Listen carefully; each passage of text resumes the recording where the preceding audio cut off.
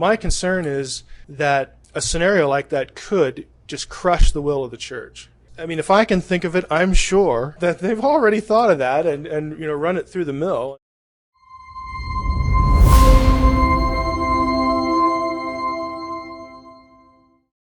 Are you asking, is it conceivable that some other eschatological approach could be correct and that the rapture idea will be used against the church? Is that your question? Okay.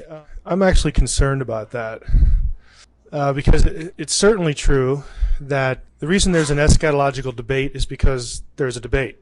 I mean, there are passages that can be taken 2, 3, 4 ways. There are ambiguities in the text at even fundamental eschatological levels. Let me give you an example and then tell you why I'm concerned about this. Very basic, simple things like the 70th week of Daniel being equated with the tribulation. There's no verse that actually says that. Now, it's logical because it's 7 and 7.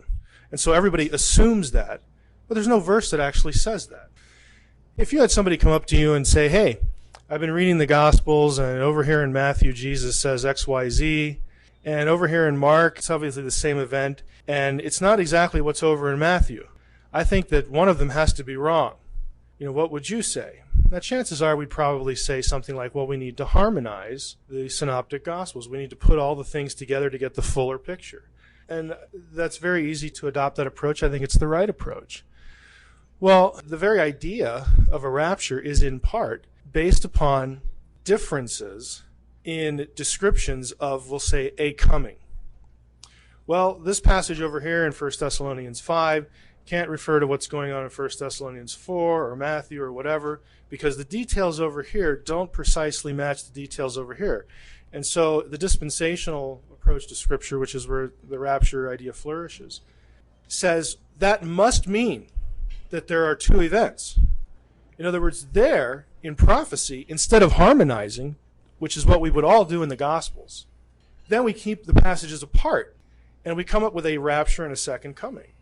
Now, it may be that we're supposed to keep them apart, and we have a rapture and a second coming, but it may be that we're supposed to harmonize. I mean, there are just fundamental methodological things, like those two examples, that have made for debate. And so it's entirely possible that another scenario is the right position. For instance, if you harmonize the eschatological comings, what that does in practical terms is it eliminates the rapture, and you have a second coming.